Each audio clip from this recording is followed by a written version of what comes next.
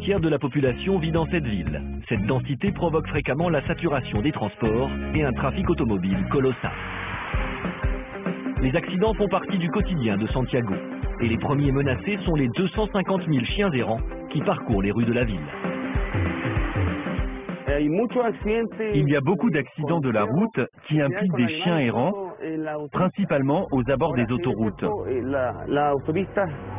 L'espérance de vie d'un chien qui circule le long d'une autoroute est quasi nulle.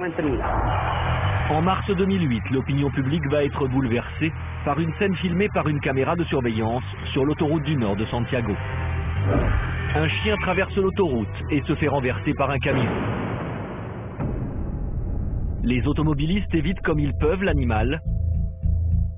Mais alors que le sort de ce chien semble scellé, l'inimaginable se produit. De l'autre côté de la route, un autre chien vient à sa rescousse. Au péril de sa vie, il traverse les voies.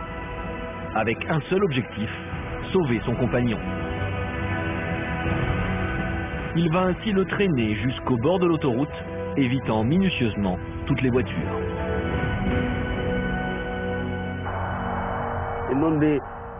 Nous avons tous été abasourdis de voir ce chien tenter de sauver cet autre chien victime d'un accident.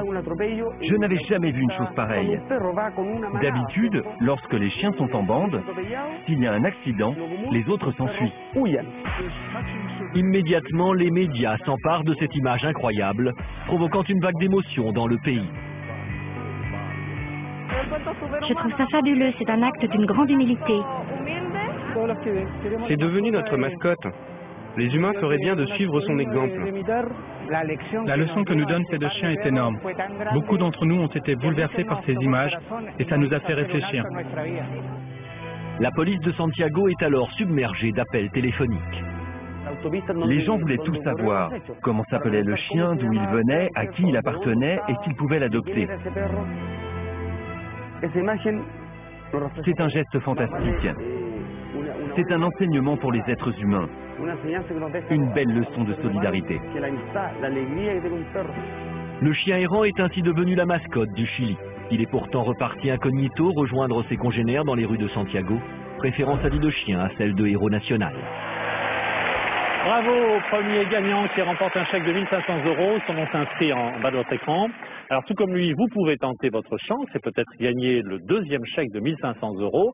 Mais pour ça, il faut répondre à cette nouvelle question. Quel animal vient en aide à un chien